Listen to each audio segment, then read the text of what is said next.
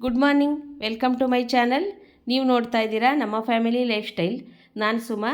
ಇದು ಮಂಗಳವಾರ ಬೆಳಗ್ಗೆ 6:30 ಆಗಿದೆ. ನಾವು ಈಗ ನಮ್ಮ ವ್ಲಾಗ್ನ ಸ್ಟಾರ್ಟ್ ಮಾಡ್ತಾ ಇದ್ದೀವಿ. ಇದು ಒಂದು ವಾರದ ಹಿಂದಿನ ವಿಡಿಯೋ. ಸ್ವಲ್ಪ ಹೆಲ್ತ್ ಸರಿಗಿರಲಿಲ್ಲ ಅಂತ ಹೇಳಿ ಈಗ ಅದನ್ನು ಅಪ್ಲೋಡ್ ಮಾಡ್ತಾ ಇದ್ದೀನಿ.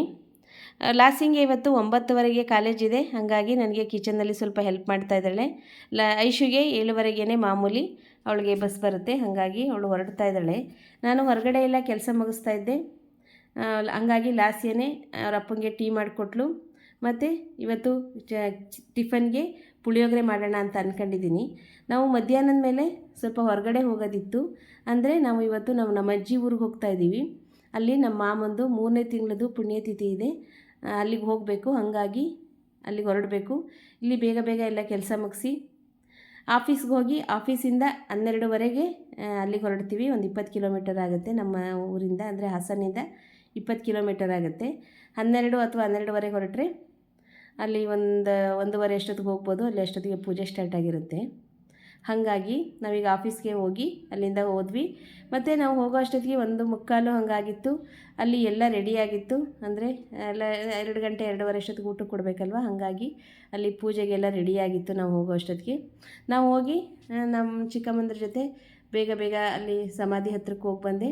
ಅಲ್ಲಿ ಹಾಲು ತುಪ್ಪ ಮುಂಚೆನೇ ಬಿಟ್ಟು ಬಂದಿದ್ರು ಅವರು, ನಾನು ಹೋಗಿಬಿಟ್ಟು ಬಂದೆ. ಆಮೇಲೆ ಇಲ್ಲಿ ಪೂಜೆ ಇದೆಲ್ಲ ಮಾಡ್ತಾಯಿದ್ರು. ಎಲ್ಲ ರೆಡಿಯಾಗಿದೆ. ಈಗ ಎಡೆ ಇಟ್ಟಿಲ್ಲ ಇನ್ನೂ, ಇದೆಲ್ಲ ಪೂಜೆ ಎಲ್ಲ ಮಾಡ್ತಾಯಿದ್ದಾರೆ. ಆಮೇಲೆ ಎಡೆ ಇಟ್ಟದಿರುತ್ತೆ. ಅಂದರೆ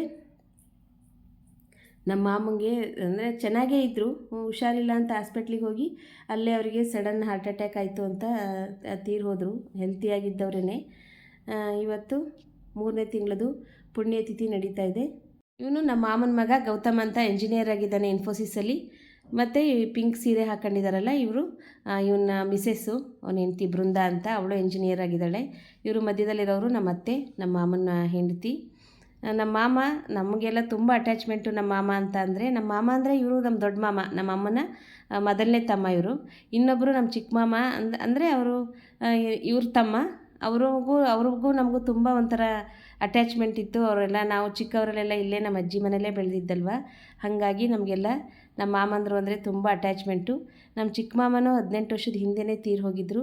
ಅವ್ರಿಗಿನ್ನೂ ಚಿಕ್ಕ ಮಕ್ಕಳು, ಅವ್ರ ಮಕ್ಕಳೆಲ್ಲ ಒಂದು 5 ವರ್ಷ, ಒಂದು 6 ವರ್ಷ ಇಬ್ಬರು ಇದ್ದರು. ಅಷ್ಟು ಚಿಕ್ಕ ವಯಸ್ಸಿಗೆ ಅವ್ರು ತೀರೋದ್ರು. ಇವರು ಈಗ ಜವಾಬ್ದಾರಿ ಎಲ್ಲ ಮುಗಿಸಿ ಇನ್ನು ಆರಾಮಾಗಿರ್ಬೋದು, ಎಲ್ಲ ಜವಾಬ್ದಾರಿ ಮುಗಿದಿದೆ ಅಂತ ಅಂದಾಗ ಸಡನ್ ಹಾರ್ಟ್ ಅಟ್ಯಾಕ್ ಆಗಿ ಹೋದರು. ಇದೆಲ್ಲ ನಮಗೆ ಬೇಜಾರಾದ್ರೂ ಏನೂ ಮಾಡೋಕ್ಕಾಗಲ್ಲ ಅಲ್ವಾ. ದೇವ್ರ ವಿಧಿ, ದೇವರು ಅನ್ನೋದ್ರ ಮುಂದೆ ಯಾರು ಏನೂ ಮಾಡೋಕ್ಕಾಗಲ್ಲ.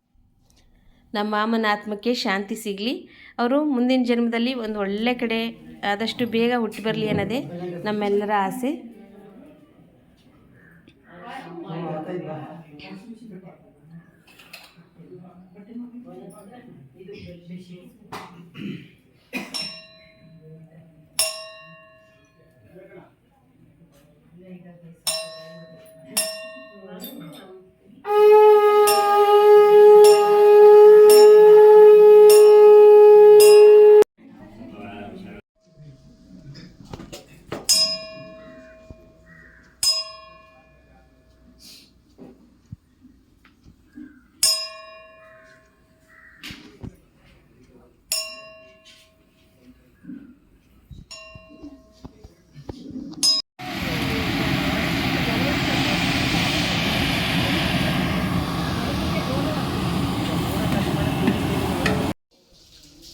ಹಾಗೆ ಚಿಕ್ಕರಮಣ್ಣ ಚಿನ್ನೇರಲ್ವ ಮಾಡಿರೋದು ನಿಮ್ಮ ಅಮ್ಮ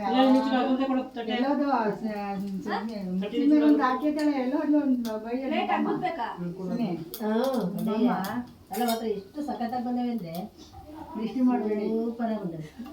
ದೃಷ್ಟಿ ಎಲ್ಲ ಇದಕ್ಕೆಲ್ಲ ಇಟ್ಕೊಳ್ಳೋದಲ್ಲ, ಬುದ್ಧಿಲ್ಲ. ಮ್ಯಾಕ್ ತೆಕ್ಕಿ, ಮ್ಯಾಕ್ ಒಂದ್ ಸ್ವಲ್ಪ ತೆಕ್ಕಿ, ಇಂಟ ತೆಕ್ಕೆ ಸೊಬಕ್ಕ. ಈಗ ಆಂಟಿ ನೈಟಿ ಸೂಟ್ ಹಾಕಂತೀರ ಇದ ಅಲ್ಲಿಗೆ ನಮಗೊಂದೇನ ಕೂರಕ್ ಕೊಡ್ರ ಅಜ್ಜಿ. ಸ್ನಾನಕ್ಕೆ ಹೋದ್ರ ಸಿದ್ಧಾರ್ಥ ಏನಪ್ಪ ಎಲ್ಲೋ ವಿಡಿಯೋ ಮಾಡ್ತಿದ್ದೆ. ಕೂರಕ್ಕೆ ಏನೋ ಕೊಡ್ರ ನಂಗೊಂದ ನೀನಿರದ ಅಲ್ಲಿ ಸೈಡಲ್ಲಿ ಮನೆ ಇದಾವೆ ಕೊಡವ ಅಲ್ಲಿಗೆ ಇಡ್ಬ ಹಾಕಿ